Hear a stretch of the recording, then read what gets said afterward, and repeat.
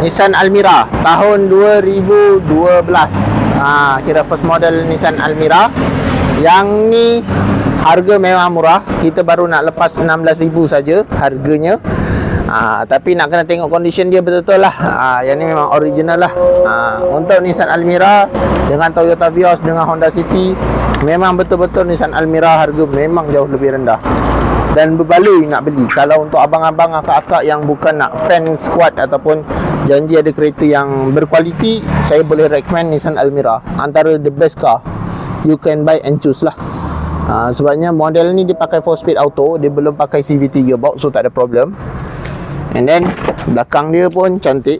Kereta ni belakang dia pun cantik, bersih, tak ada koyak, tak ada apa, clear.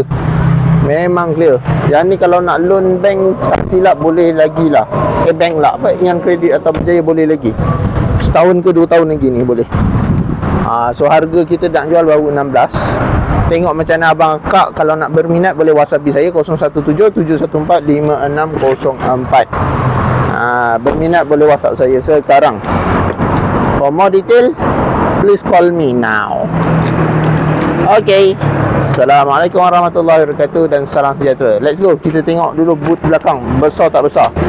Untuk Almera, boot belakang dia memang spacious lah. Memang besar betul, berbaloi beli. Original number, original mileage, original record. Bye bye, Assalamualaikum.